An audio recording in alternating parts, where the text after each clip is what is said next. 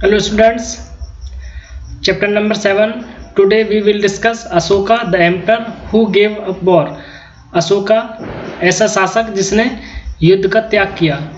अशोका है ना, जिसने युद्ध का त्याग किया।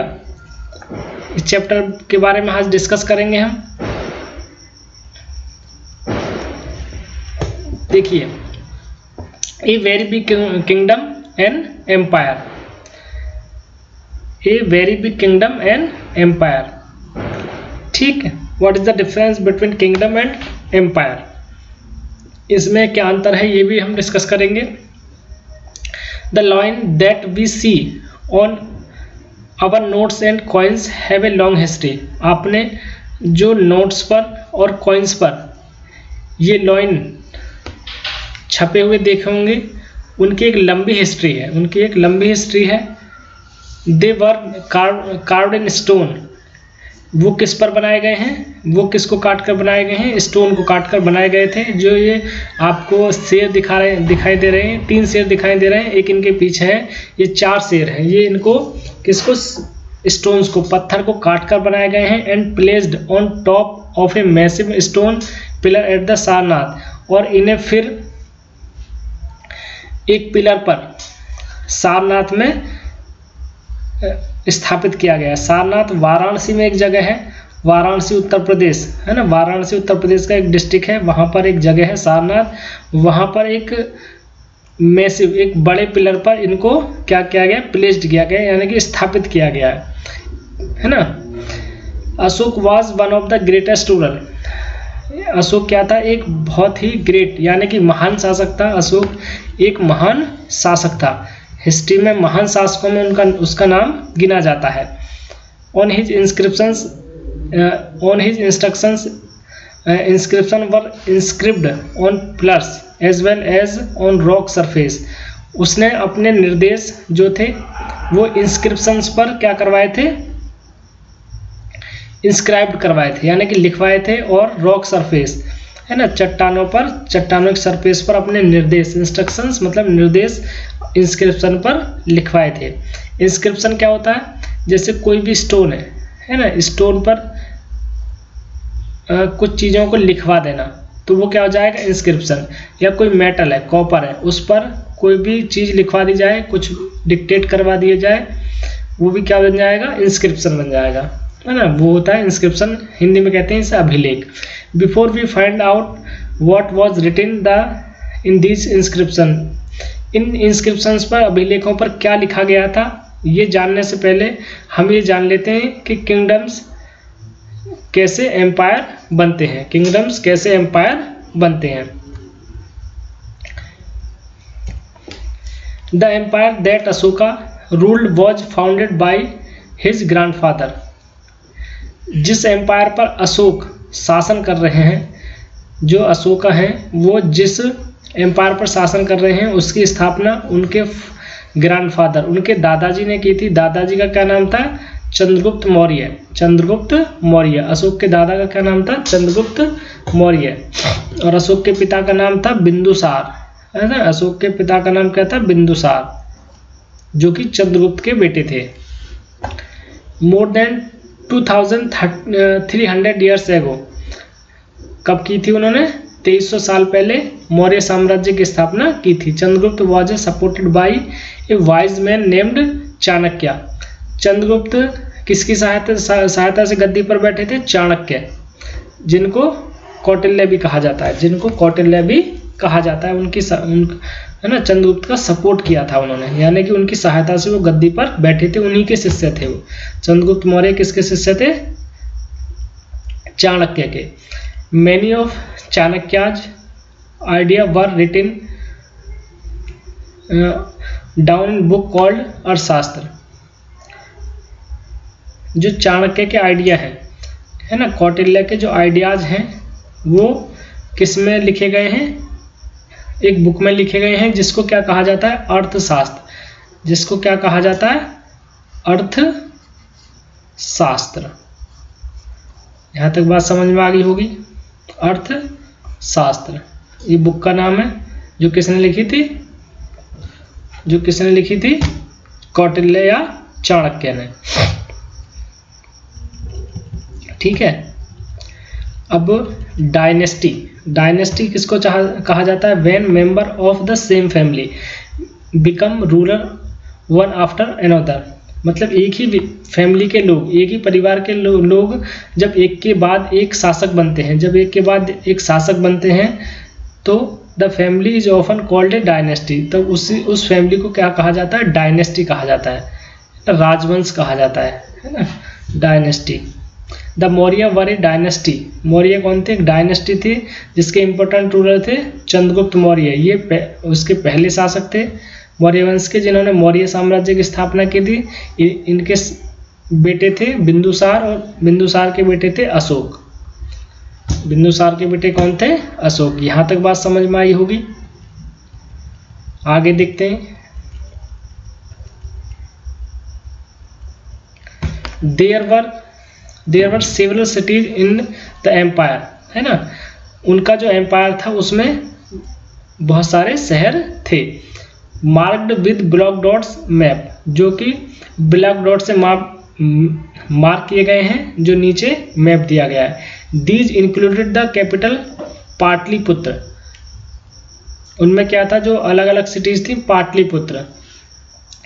आज का जो बिहार में पटना है, आज का जो बिहार में पटना है वो क्या है? वही क्या था? एंसेंट पीरियड में पाटलिपुत्र था। तक्षशिला, ये पाकिस्तान में जगह है। उज्जैन, ये मध्य प्रदेश में है। Takshashila was a gateway to the north west, Takshashila क्या माना जाता है? नॉर्थ वेस्ट का गेटवे माना जाता है। नॉर्थ वेस्ट का, वहीं से नॉर्थ वेस्ट के लिए एंट्री की जाती थी, और इंक्लूडिंग सेंट्रल एशिया। तक्षशिला क्या था? नॉर्थ वेस्ट का और सेंट्रल एशिया का गेटवे था। जबकि Ujjain lay on the route from north to south India, और जो उज्जैन था वो नॉर्थ से साउथ और साउथ से नॉर्थ आने जाने का रास्ता था। Merchant officers and craft persons probably lived in these cities, ये जो सिटीज़ हैं उज्जैन है, पाटलिपुत्र है, तक्षशिला है, यहाँ पर जो व्यापारी थे, ऑफिसर्स थे और क्राफ्ट पर्सन्स थे वो यहाँ पर रहते थे। In other areas there were village of farmers and herders, जो और दूसरे क्षेत्र थे वहाँ पर, दूसरे क्षेत्र थे गांव, जैसे गांव थे वहाँ पर कौन रहते थे? फार्मर्स रहते थे, किसान रहते थे, और हर्डर्स पशुपालक रहते थे। In some area such as central India there was forest where people gathered forest produce and hunted animal for food, और जो सेंट्रल इंडिया के क्षेत्र थे, है ना, मध्य भारत के क्षेत्र थे, वहाँ पर जंगलों में रहने वाले लोग थे, और वो क्या करते थे?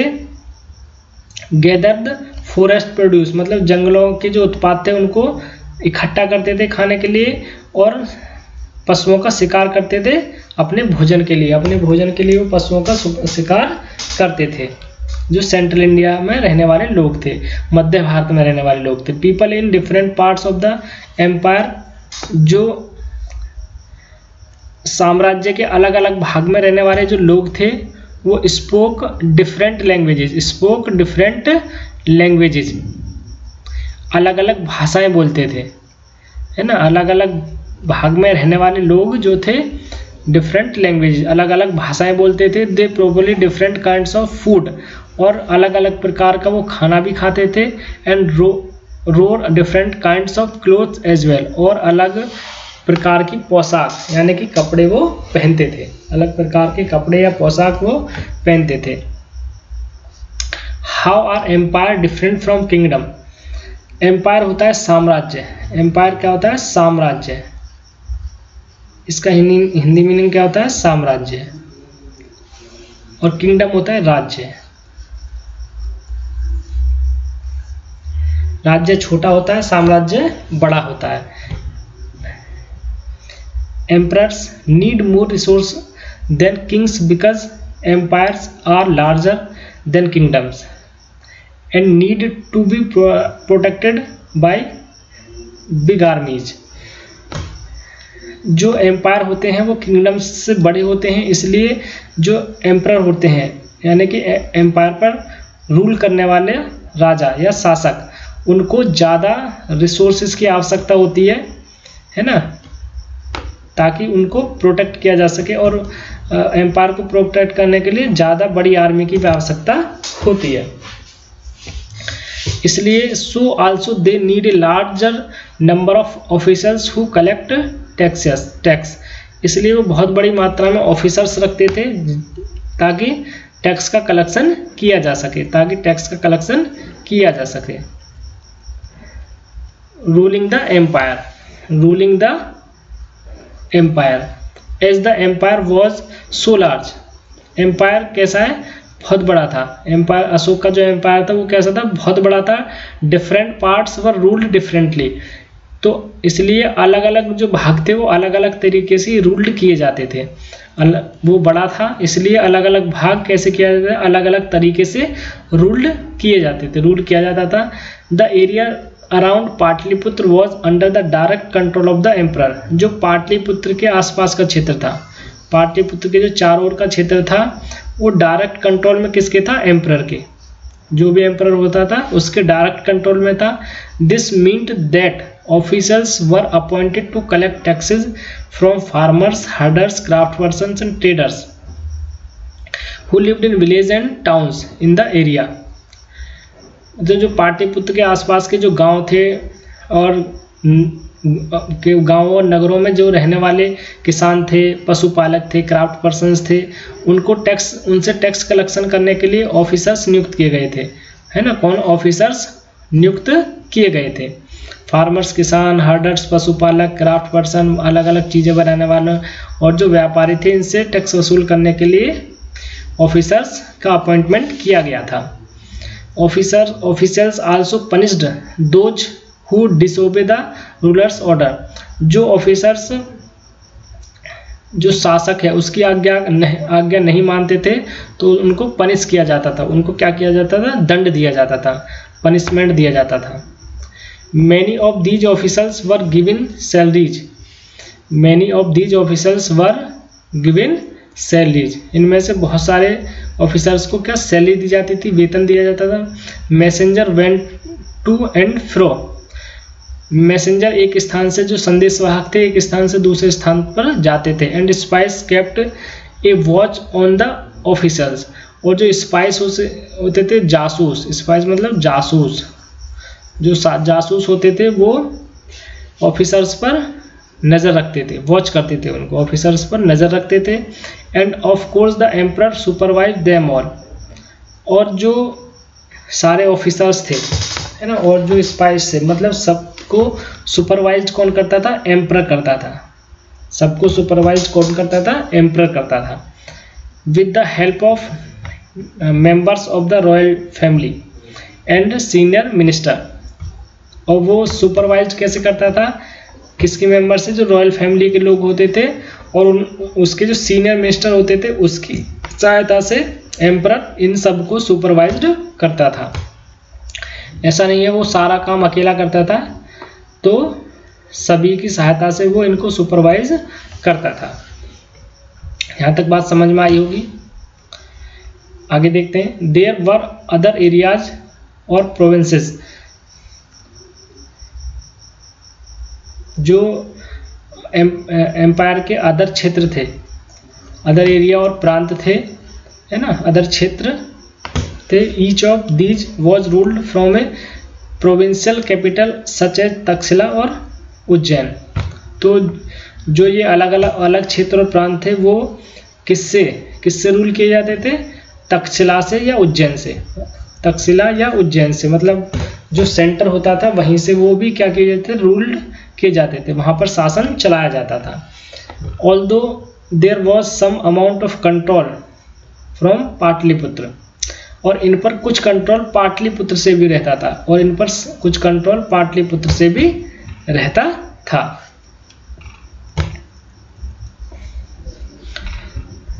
And royal princes were often sent as a governor. मतलब इन क्षेत्रों में जो प्रिंस होते थे, रॉयल फैमिली के राजकुमार होते थे, प्रिंस होते थे, वो गवर्नर बनाकर वहाँ पर भेजे जाते थे। Local customs and rules were probably followed. और जो लोकल कस्टम्स से वहाँ की जो परंपराएं थी और नियम थे उन्हीं को क्या किया जाता था, फॉलो किया जाता था, उन्हीं को फॉलो किया जाता था। यहाँ तक बात समझ आई होगी।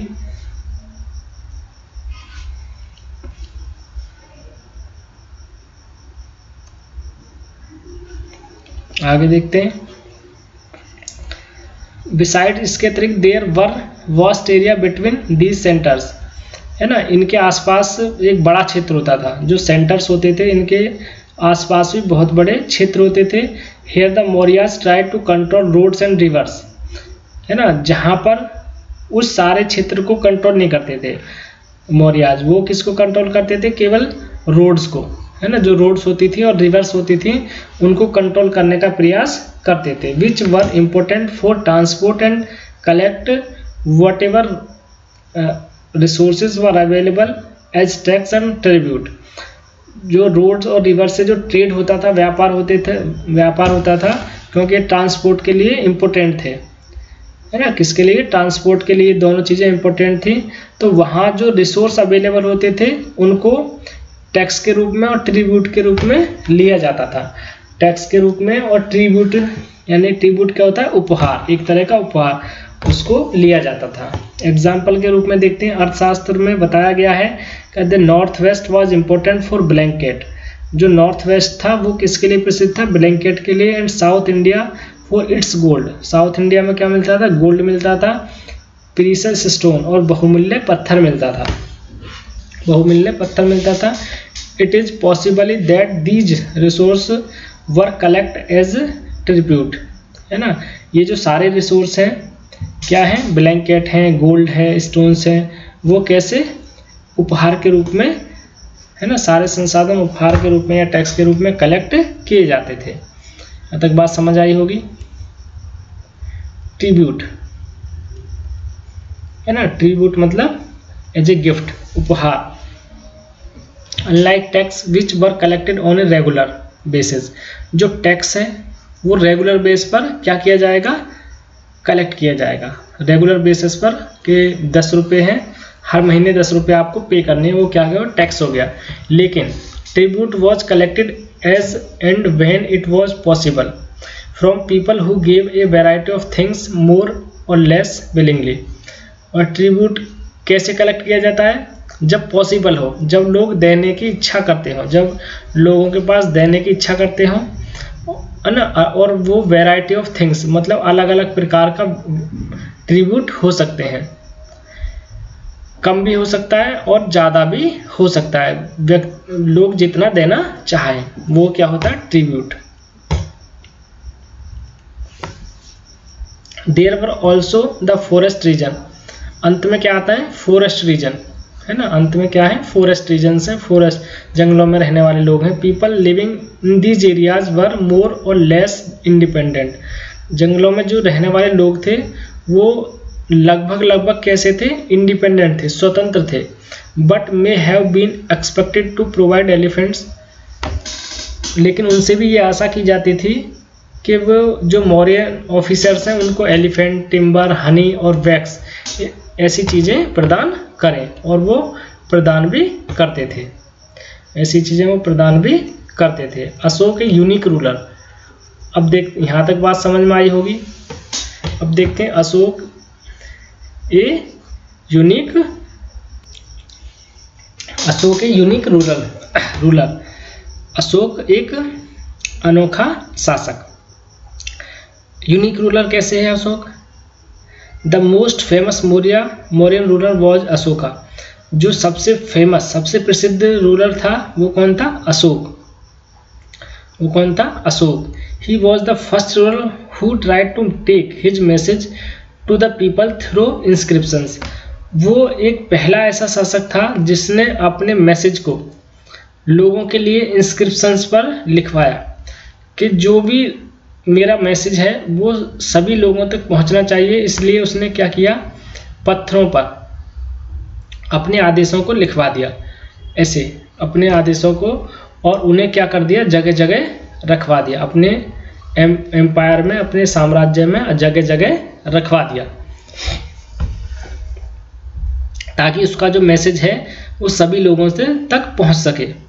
Most of the Ashoka inscriptions were in Prakrit, और जो लैंग्वेज यूज की गई है उसमें क्या किया गया है, प्राकृत। हमने जब आपको जैन और बौद्ध रिलीजन के बारे में पढ़ाया था तो महात्मा बुद्ध और महावीर स्वामी ने भी प्राकृत भाषा का यूज किया था, प्राकृत लैंग्वेज का उसमें यूज किया था। And were written in a Brahmi script, language Prakrit है और स्क्रिप्ट कैसी है, ब्राह्मी। स्क्रिप्ट कैसी है, ब्राह्मी लिपि में वो लिखे गए हैं, ब्राह्मी लिपि में वो लिखे गए हैं।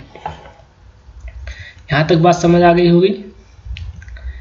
जो ना आए वो हम आपको लाइन क्लास में बताएंगे। अशोका वॉर इन कलिंगा, है ना, अशोक का कलिंगा से युद्ध, कलिंग से युद्ध। Kalinga is the ancient name of coastal Orissa. Kalinga क्या है, जो प्राचीन नाम है किसका, कोस्टल उड़ीसा का। जो कोस्टल उड़ीसा है उसको किस नाम से जाना जाता था, एंशिएंट पीरियड में कलिंग के नाम से जाना जाता था, कलिंग के नाम से उसे जाना जाता था, उड़ीसा को, कोस्टल उड़ीसा को। मैप 5 में पेज नंबर 68 पर इसे हम देख सकते हैं। Ashok fought a war to conquer Kalinga, है ना, अशोक ने एक लड़ाई लड़ी कलिंग को जीतने के लिए, अशोक ने एक लड़ाई लड़ी कलिंग को जीतने के लिए। However was so horrified when he saw the violence and bloodshed that he decided not to fight any more wars। वो मतलब कलिंगा को जीत तो गया, कलिंग को जीत गया, लेकिन जब उसने युद्ध में इतना ज़्यादा वायलेंस देखा और रक्तपात, ब्लडशेड मतलब रक्तपात, लोग बड़े स्तर पर मरे थे, बहुत ज़्यादा लोग उसमें मरे थे, तो उसको युद्ध से क्या हो गई, वितृष्णा, यानी कि घबरा गया, वो एक तरह से घबराया से हो गया और वितृष्णा हो गई उससे, है ना, युद्ध से क्या होगी, उसे घबरा गया, मतलब वैसे तो डरा नहीं, लेकिन युद्ध से उसे घृणा हो गई। घृणा होने के बाद में उसने डिसाइड किया, ही decided not fight any more war, कि अब वो आगे कभी युद्ध नहीं लड़ेगा। उसने डिसाइड कर लिया कि आगे कभी युद्ध नहीं लड़ेगा। He is the only king in the history of the world who gave up conquest after winning a war। मतलब संसार में केवल वो एक ऐसा व्यक्ति है, केवल वो पहला ऐसा राजा है जिसने युद्ध जीतने के बाद युद्ध छोड़ दिया, जिसने युद्ध जीतने के बाद युद्ध करना छोड़ दिया। वरना सब हारने के बाद युद्ध छोड़ते हैं, लेकिन अशोक ऐसा था जिसने युद्ध को जीतने के बाद युद्ध को छोड़ दिया। यहाँ तक बात समझ में आई होगी।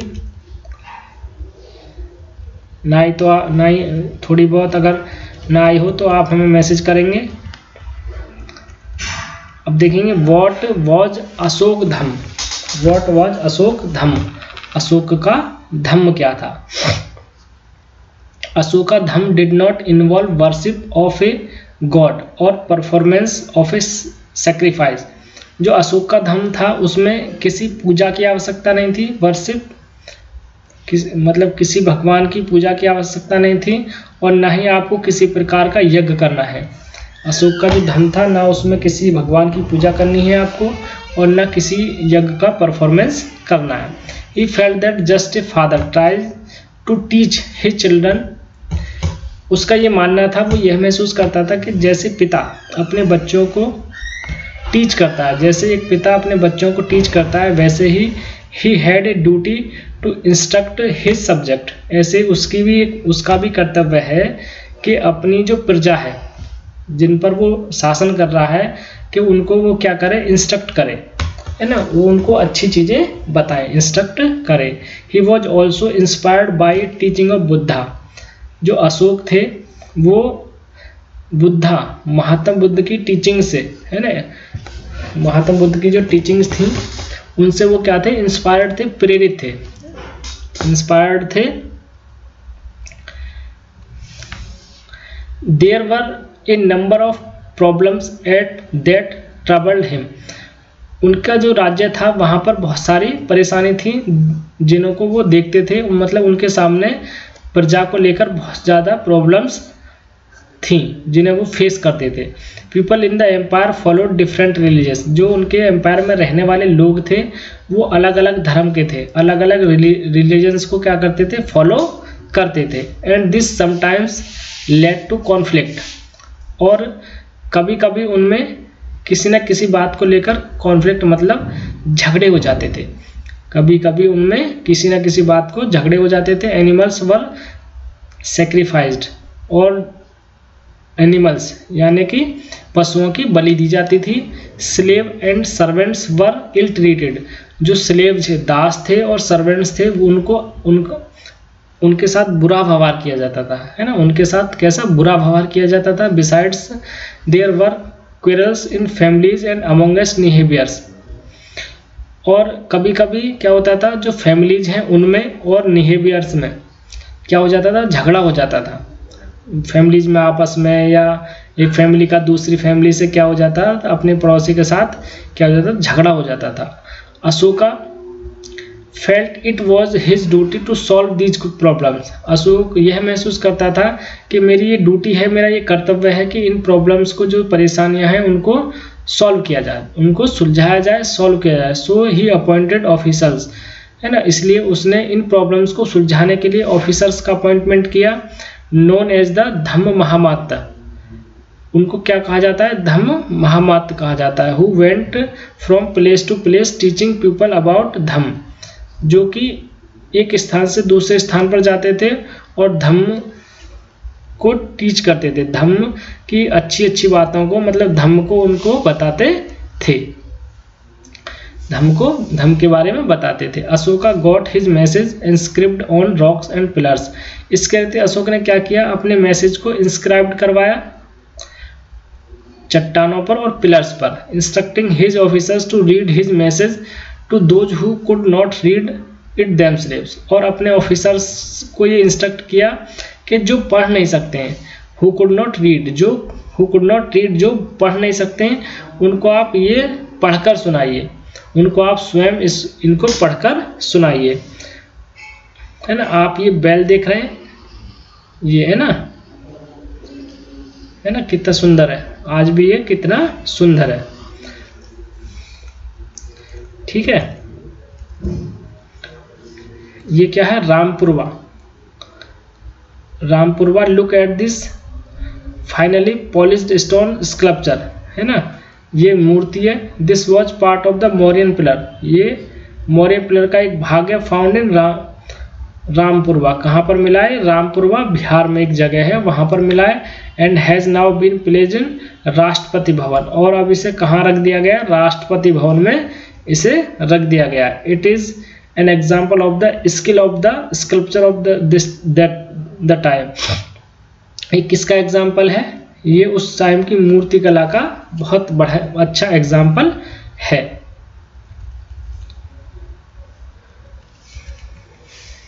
देखिए, Ashoka also sent messenger to spread idea about dhamma to other lands, Ashok ने क्या किया, अपने मैसेज को फैलाने के लिए, धम्म की बातें बताने के लिए दूसरी लैंड्स पर भी मैसेंजर्स को भेजा।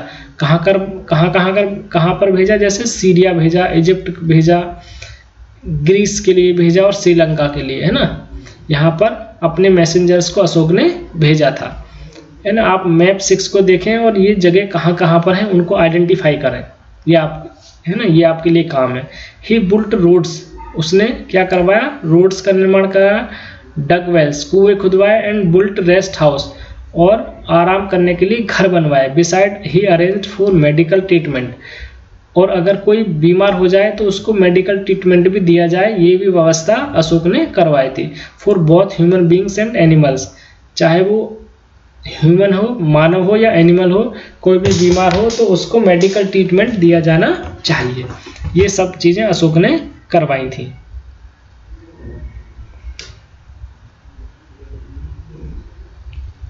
यहां तक बात समझ में आ गई होगी।